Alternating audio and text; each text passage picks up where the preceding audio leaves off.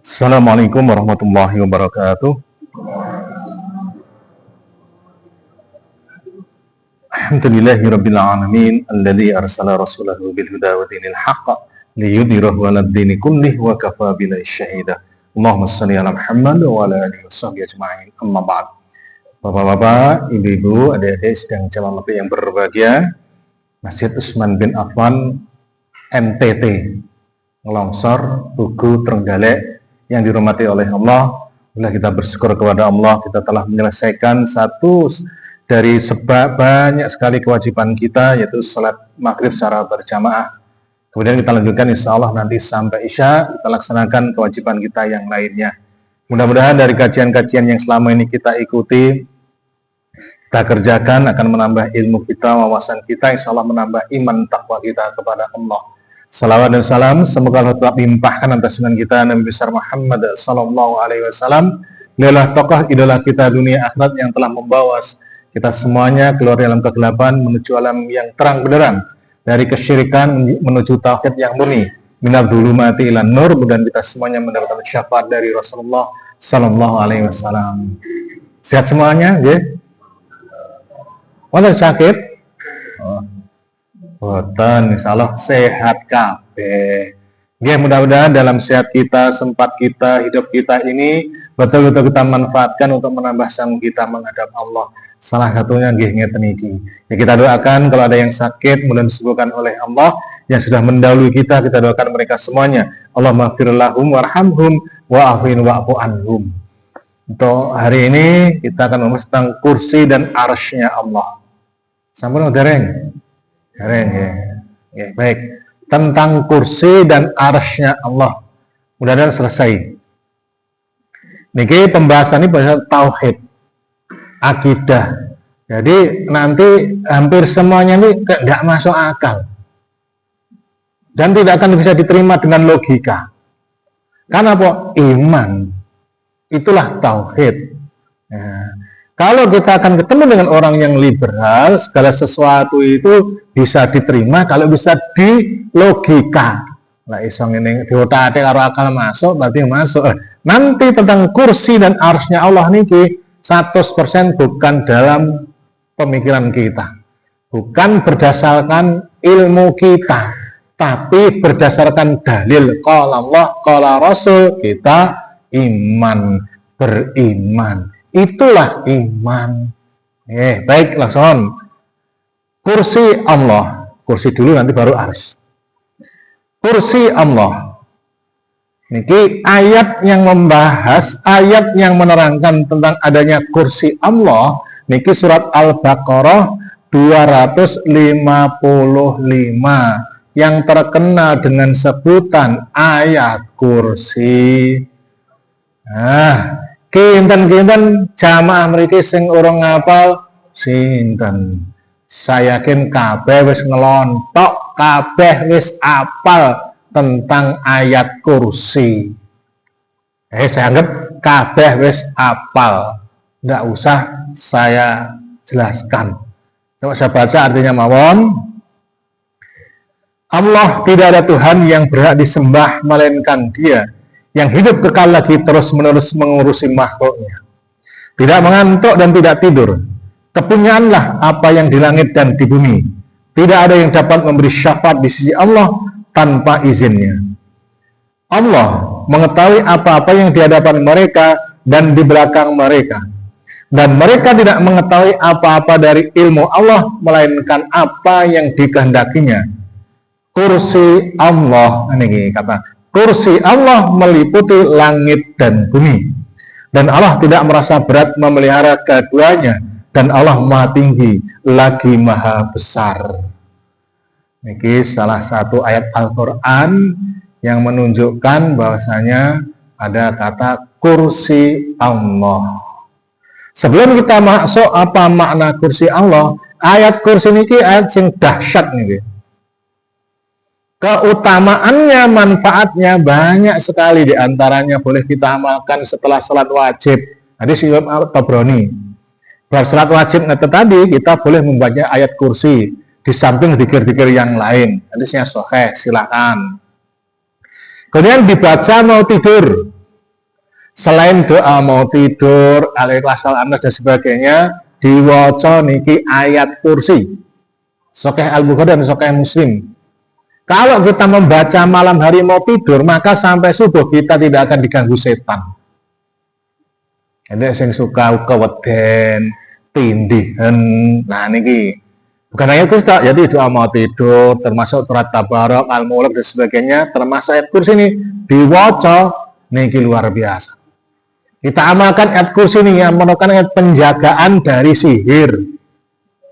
Panjenengan misalkan pokoknya diamalkan terus, mau dibaca pagi sore untuk zikir pagi sore boleh. Niku menjaga kita dari sihir, tenung, cengges, dan lain sebagainya. Nah, ini kalau kita keutamaannya, nanti tidak kita bahas. Intinya seperti itu. Sayang kalau dan bisa untuk ngusir demit, ngusir setan. Nah, jadi misalkan panjenengan nenek wong sing kesurupan, salah satunya niki ayat kursi. Panjenengan apalin ayat kursi, diwaca terus mawon sampai ping pira wis terserah. Niki ayat kursi niki luar biasa sekali ayat kursi niki. Ini monggo sekali lagi dengan apa yang diapal ini saya semuanya apal kabeh.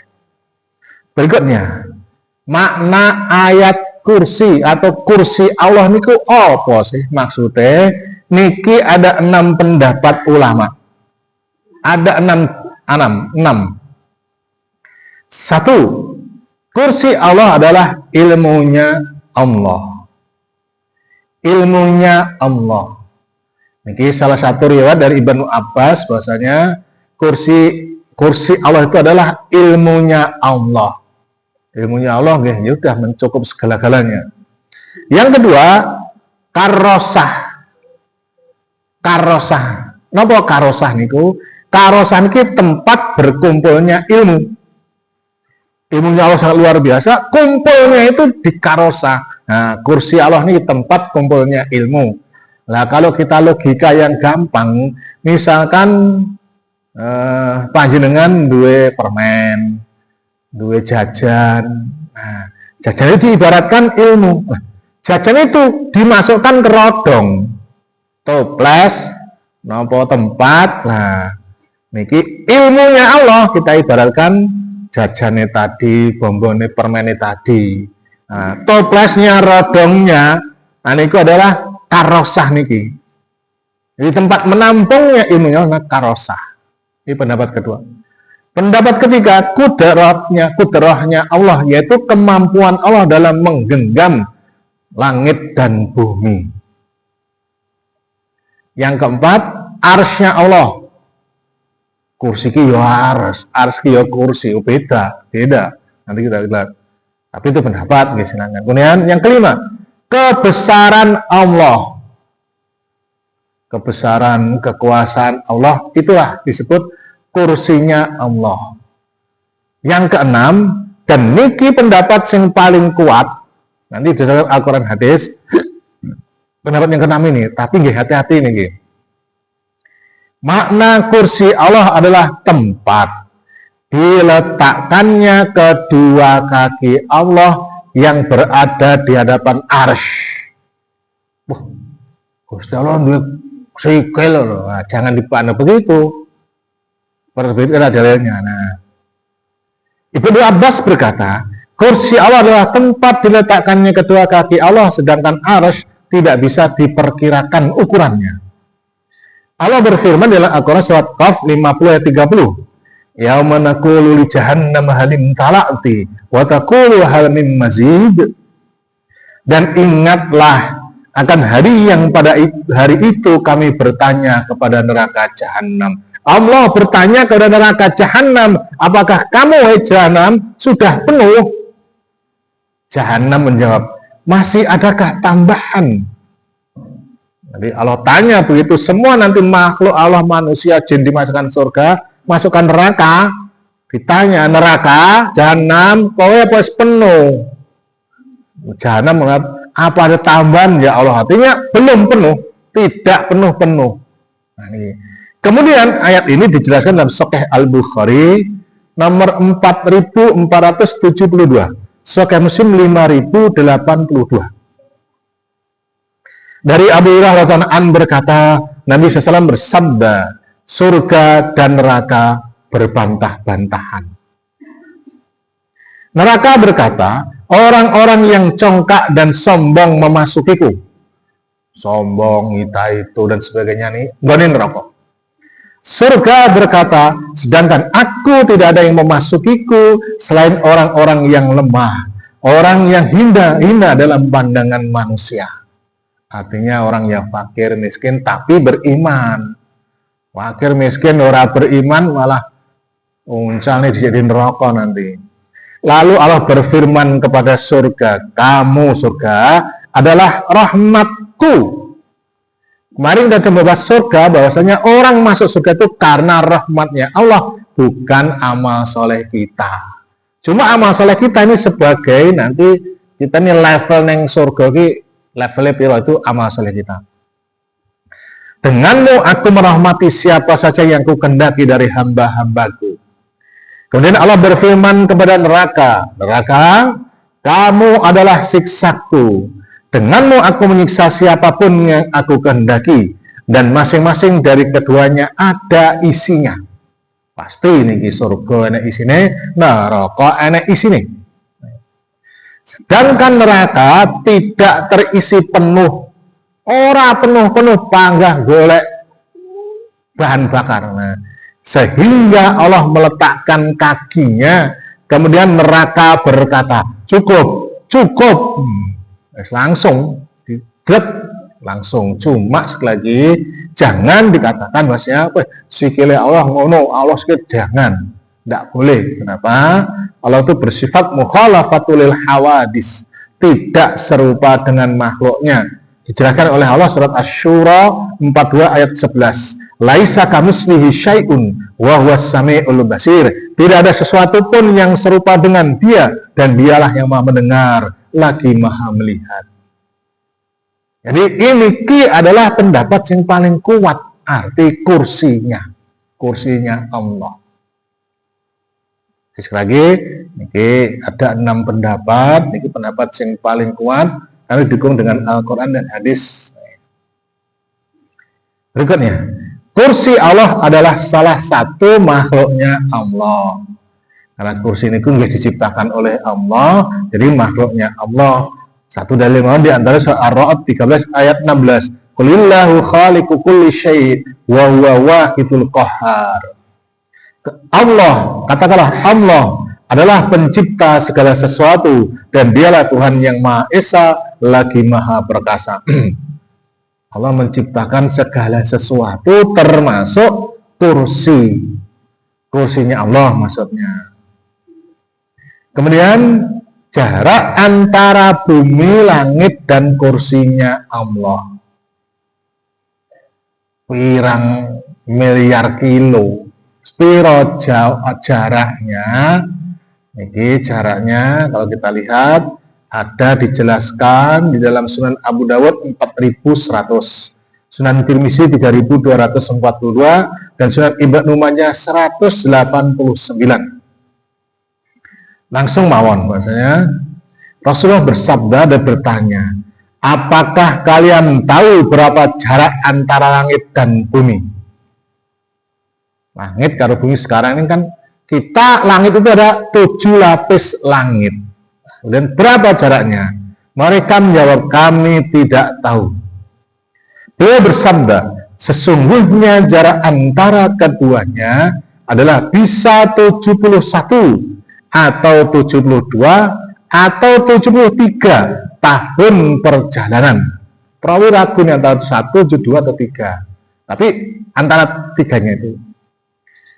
Kemudian setelah langit ke-7 terdapat lautan. Jarak antara bawah dan atasnya seperti jarak antara langit dengan langit yang lainnya. Kemudian di atasnya terdapat 8 malaikat yang jarak antara telapak kaki dengan lututnya, telapak kaki karo lutut, gelamaan karo dengkul, sejauh langit dengan langit yang lainnya.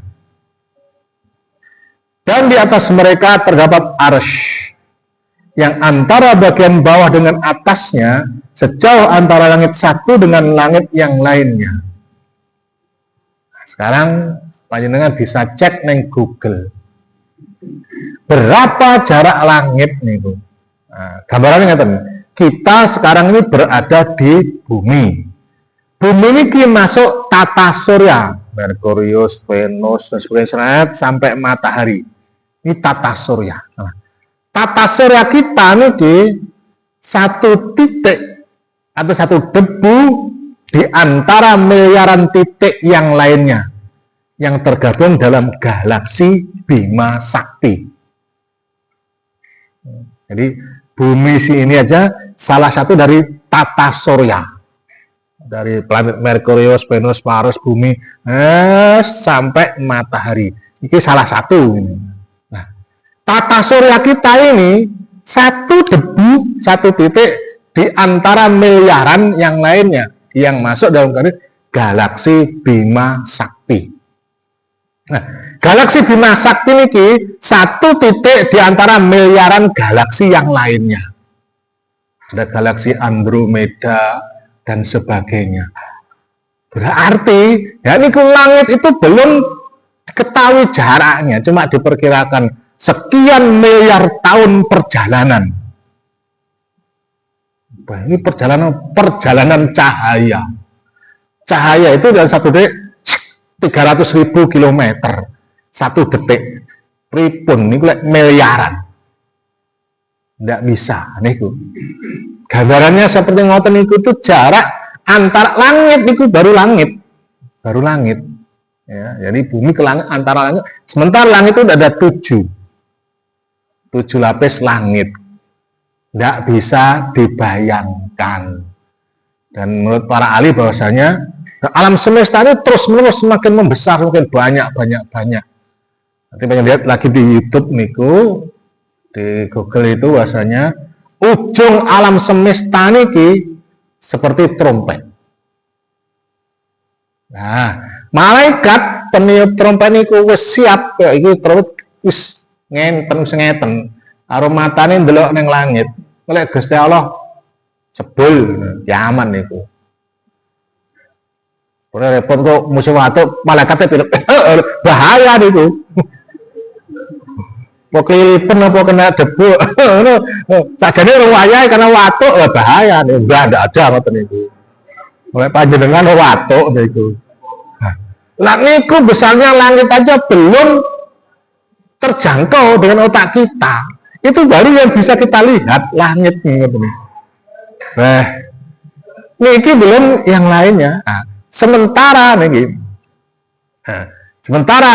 langit itu ada kursinya Allah. Berlangit sing kaya ngono niku kursinya Allah. Kita lihat berikutnya nih. Gambaran itu jaraknya. Sekarang gedene pripun? Gedene kursi Allah niku niki bisa kita lihat hadis ya Imam Abu Nuaim dalam kitab Al-Hilyah. Kemudian Imam Al-Bayhaqi dalam Al-Asma wa Sifat disahihkan oleh Syekh Al-Albani. Abu Dzar berkata, aku mendengar Nabi SAW bersabda, tidaklah 7 langit yang 7 langit tadi yang sangat luasnya begitu dibandingkan dengan kursinya Allah, kecuali seperti cincin yang dilemparkan di tanah lapang atau di padang pasir. Lagi, tidaklah 7 langit yang seperti tadi dibandingkan dengan kursi Allah, kecuali seperti cincin yang dilemparkan di tanah lapang atau padang pasir. Padahal dia cincin ali-ali sak meten. Diuncale neng padang pasir. Ora sane padang pasir, mungkin neng lapangan tugu, uncale neng tengah. Nah, cincin niki ibaratnya 7 langit alam semesta niki. Nah, kursinya Allah lapangan niku atau padang pasirnya itu perbandingan besarnya. Padahal sing alam semesta niki aja kita tidak sanggup ngukur, tidak sanggup, tidak bisa. Kok warap kita itu ngukur kursinya Allah? Tidak bisa. Makanya saya tekankan, ini perkara iman, bukan perkara logika. Alam semesta aja di logika tidak bisa, apalagi kursinya Allah. Dan besarnya arsy-nya Allah dibandingkan dengan kursinya Allah adalah seperti tanah lapang dibandingkan dengan cincin. Artinya, kalau tadi cincin ini diibaratkan adalah alam semesta dibandingkan dengan kursi Allah, cincin ini adalah alam semesta. Kemudian lapangan tadi adalah kursi. Nah, kursinya Allah dibandingkan dengan arsy-nya Allah. Nah ini yang tadi lapangan sekarang menjadi cincin. Kursi Allah itu menjadi cincin, kecil cincin, arsy-nya sepadang pasir atau lapangan tadi. Jauh lebih besar lagi. Nanti Allah ada di atas arsy, alal arsy. Nah, niki gambaran. Jadi tidak bisa dilogika, ora iso diukur dengan meteran. Iman kita yang berbicara, makanya masuk tauhid. Saya tidak pernah ngaji tauhid, orang bakal ngerti. Apalagi luar biasa, jadi betul-betul dia akan semakin menambah iman kita. Atau panjangnya yang pernah ikut ISQ dulu Ari Ginanjar niku, nah, saya awalnya di Kalimantan itu ada, di YouTube tidak salah masih ada nih, saya tidak tahu lagi. Saya dulu punya videonya. Ada seseorang, dia dari atas seret, dia berada di rumah, naik seret, berada di wilayah, naik seret, naik pulau, naik bumi naik terus seret, sampai tidak bisa. Ternyata sekali lagi, galaksi Bima Sakti, galaksi kita ini tuh satu titik di antara miliaran galaksi. Subhanallah, Allahu Akbar. Itu loh besarnya gambarannya. Ketika kita mengetahui seperti itu, kita ini tidak enak apa-apa nih. Jangankan dibanding dengan kursinya Allah, dengan Allah, kita ini di alam semesta kita saja, tata surya kita ini sangat kecil. Dibanding dengan tata surya saja sangat kecil, apalagi di langit semesta alam yang langit tujuh ini tidak ada apa-apanya. Ngono arep sombong, ngono arep kita itu. Ngono ra salat ora ngaji wangga ribut apa sing digoleki. Itulah iman tuh ngoten niku. Nggih, itu gambaran kursinya Allah. Sekarang lihat arsy-nya Allah. Sekarang masuk ke arsy-nya Allah. Ya saya tidak cukup nih, tidak apa-apa, lanjut berikutnya. Ayat-ayat Al-Quran yang menyebutkan tentang arsy. Tadi kursi, ya, sekarang arsy. Niki banyak sekali. Saya ambilkan sing pendek-pendek mawon.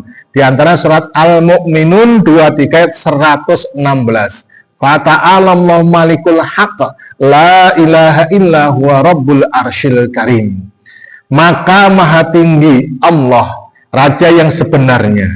Tidak ada Tuhan selain Dia, Tuhan yang mempunyai arsy yang mulia. Punya arsy, jelas.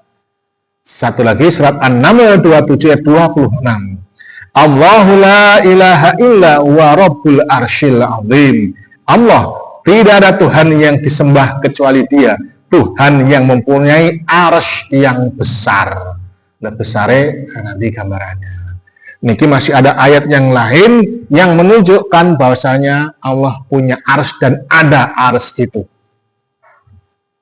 Berikutnya, arsy secara bahasa. Kalau kita katakan secara bahasa, arsy itu artinya adalah singgasana. Arsy secara bahasa artinya itu singgasana. Allah jelaskan di dalam Al-Quran surat Yusuf 12 ayat 100. Warafa'a abawaihi alal arsh. Dan ia, Nabi Yusuf, menaikkan kedua ibu bapaknya ke atas singgasananya. Kita tahu sendiri bahwasanya kisah Nabi Yusuf kan pejabat, orang kedua di pemerintahan, kan punya singgasana. Nah, itu ibu sak saudaranya yang 10 teko, apa itu dilungguh nih. Panjang lihat film Nabi Yusuf sekitar 5 jam. Dan YouTube ada nih tuh. Saya berkali-kali nonton kok demen kalau nih. Sekarang nih tuh. Surat yang kedua, surat An-Naml 27 ayat 23. Inni wajadtu mura'atan tamlikuhum wa utiyat min kulli syai'in wa laha arsyul azim. Arsyun azim. Sesungguhnya aku sinten iki baca ayat sebelumnya yaitu burung hudhud.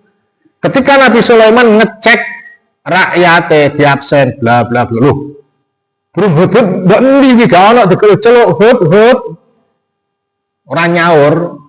Awas niki wae absen kok ora enek, lek sampai teko ora duwe alasan tepat tak bleh nih. Nah, iki ternyata kita tahu sendiri nanti, ternyata ini mengembara, mbah ngeluyur tapi punya misi tauhid. Nih, sesungguhnya aku menjumpai seorang wanita yaitu Ratu Balkis di Yaman. Padahal Nabi Sulaiman itu di Palestina. Ngeluyur aduh ini. Palestina ning Yaman. Ngeluyure kok 1000 kilometer nih. Paling tidak 1000 kilometer ngeluyur nih. Oleh burung banget cepet yes. Walau alam cepet. Kemudian sesungguhnya aku menjumpai seorang wanita yaitu Ratu Balkis yang memerintah mereka, ratu, dan dia dianugerahi segala sesuatu serta mempunyai singgasana yang besar. Ratu Balkis niki ya penguasa Yaman luar biasa, pasukannya semuanya kuat, cuma sayang niki syirik kepada Allah. Kalian tahu sendiri kisahnya Nabi Sulaiman.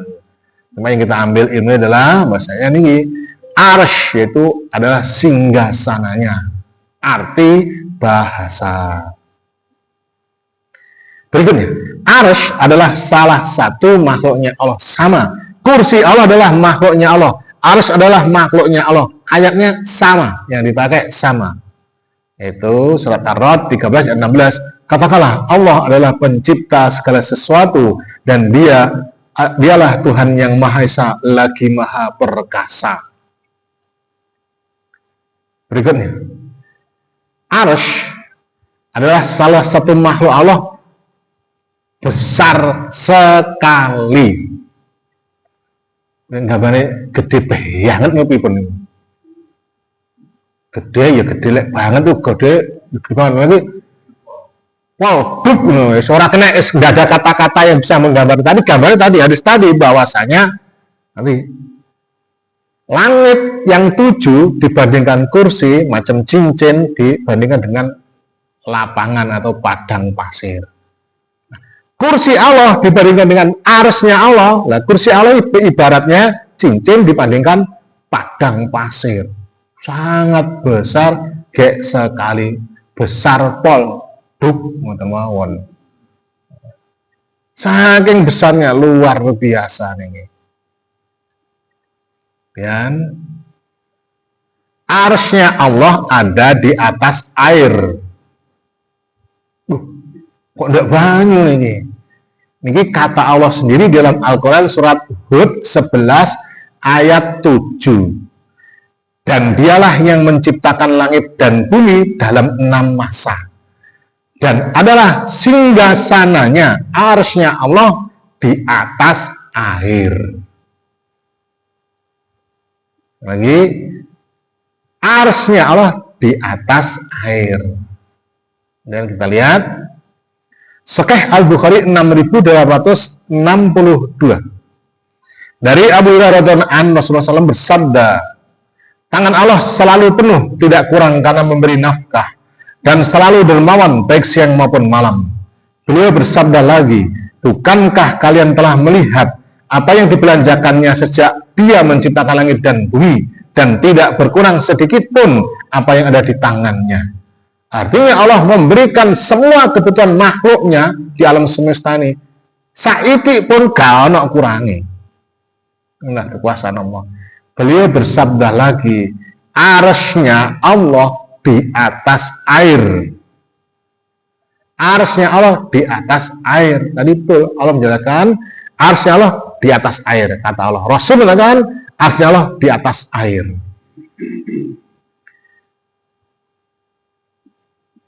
Berikutnya tadi hadis di depan tadi bahwasanya dalam Sunan Abu Dawud, Tirmizi, Ibnu Majah di depan tadi bahwasanya Rasulullah bersabda,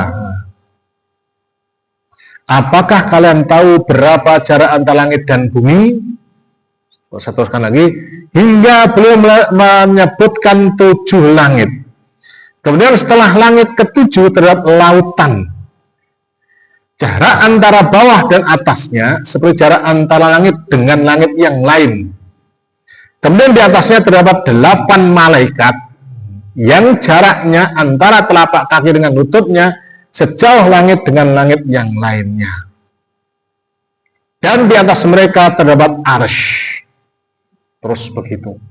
Terus begitu. Jadi jangan ingat, misalkan langit yang 7 lapis langit. Di atasnya niku kursinya Allah. Di atasnya kursi ada lautan atau air. Di atasnya air ada arsy. Arsy-nya Allah. Niku susunannya. Nah, nanti Allah bersemayam di atas arsy. Pertemuan berikutnya, aina Allah? Di mana Allah? Pertemuan berikutnya. Berikutnya, arsy niku mempunyai tiang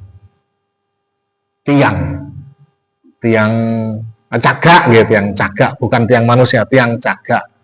Niki hadisnya dalam Sahih Al-Bukhari 2235.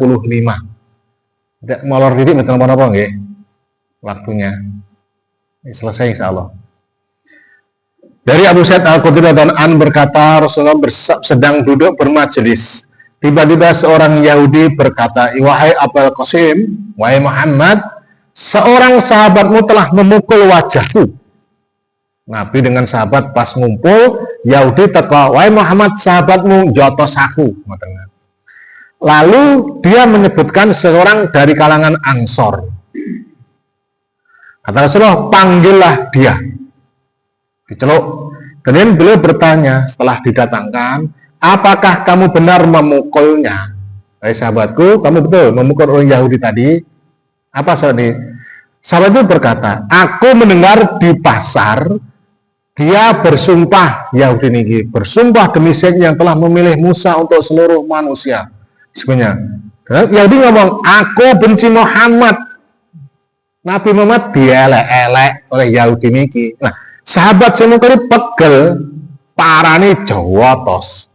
Ini pukul kita jawatos naik. Pada wajahnya pawak diajar, nggak terima, lapor neng Nabi. Nah, tadi kisahnya begitu. Kemudian Nabi SAW bersabda, janganlah kalian banding-bandingkan, lebihkan sesama para nabi, karena nanti saat seluruh manusia dimatikan pada hari kiamat, akulah, kata Rasulullah, orang yang pertama kali dibangkitkan dari muka bumi. Namun saat itu di hadapanku telah ada Musa alaihissalam yang sedang berpegangan pada salah satu tiang arsy. Pas Nabi dibangkitkan, ternyata Nabi lihat Nabi Musa mungkin nyekel atau bagaimana tiang arsy. Nah, ini menjadi dalil bahwasanya arsy niku wonten tiange. Cagake. Begitu cagai kok pring apa kok beton ya, jadi pikir semoga jangan ngoten iki gaib semua niki. Oh itu. Nah, berikutnya, arsy niki dipikul oleh malaikat. Surat Al-Haqqah 69 ayat 17. Dan malaikat-malaikat berada di penjuru langit, dan pada hari itu 8 orang malaikat menjunjung arsy Tuhanmu di atas kepala mereka.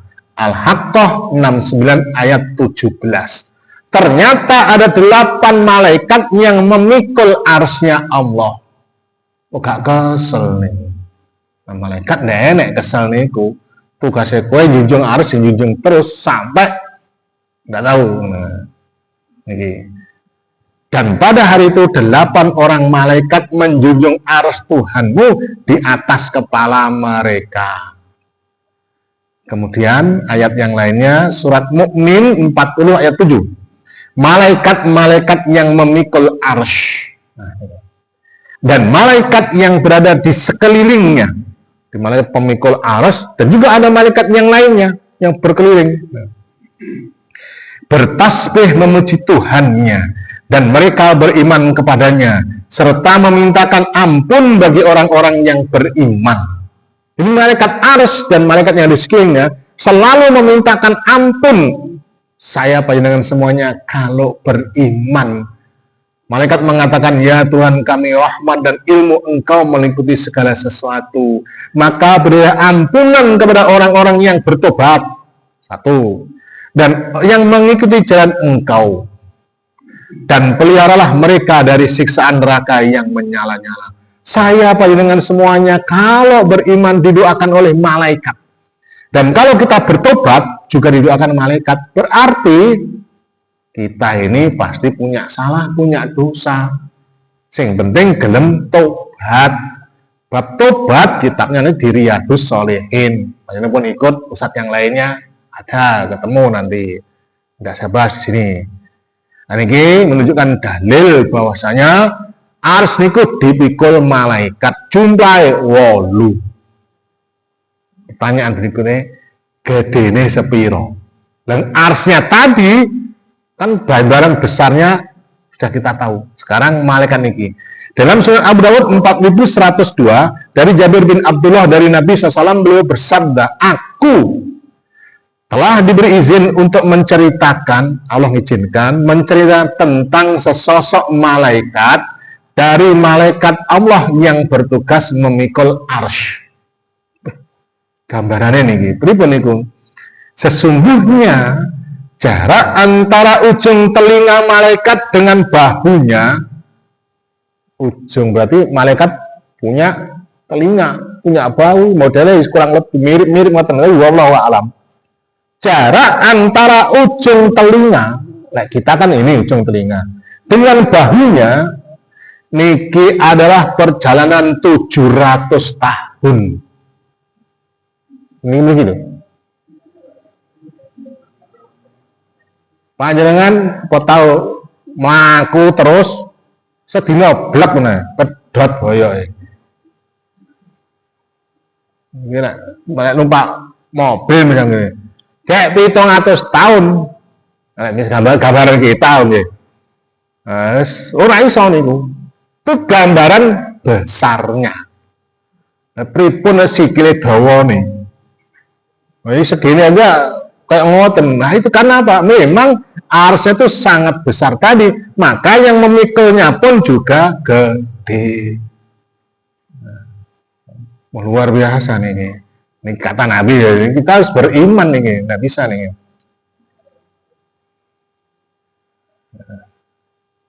Berikutnya, Allah mengatur segala urusan niki dari arsy. Seluruh alam semesta, apapun semuanya niku diatur oleh Allah. Dari mana? Dari arsy. Nah, nanti di mana letak Allah? Ini kaitannya dengan pertemuan berikutnya. Di mana Allah? Kita lihat surat Yunus surat 10 ayat 3. Sesungguhnya Tuhan kamu ialah Allah yang menciptakan langit dan bumi dalam 6 masa. Kemudian dia bersemayam di atas arsy untuk mengatur segala urusannya. Seluruh makhluknya, apapun urusannya, apapun dari rezekinya, pokoknya semuanya diatur oleh Allah.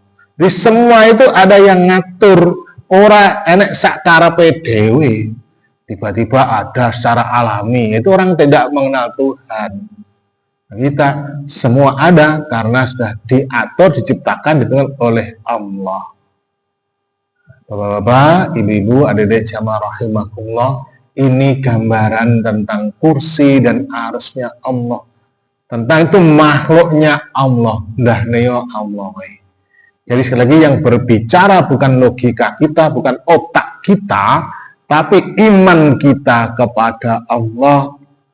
Ya mudah-mudahan dengan seperti ini kita bisa menyadari, mengagungkan kekuasaan Allah tidak bisa digambarkan.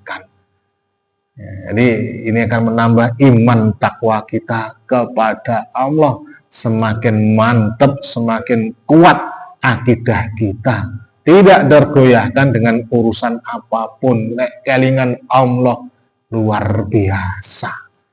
Insya Allah sudah selesai secara poin. Sekali lagi mudah-mudahan semakin menambah iman takwa kita kepada Allah. Ini gambaran lagi langit, kursi Allah, ada lautan, kemudian arsy, nanti Allah. Itu gambarannya. Monggo, nenek pertanyaan bab niki nopo yang lainnya.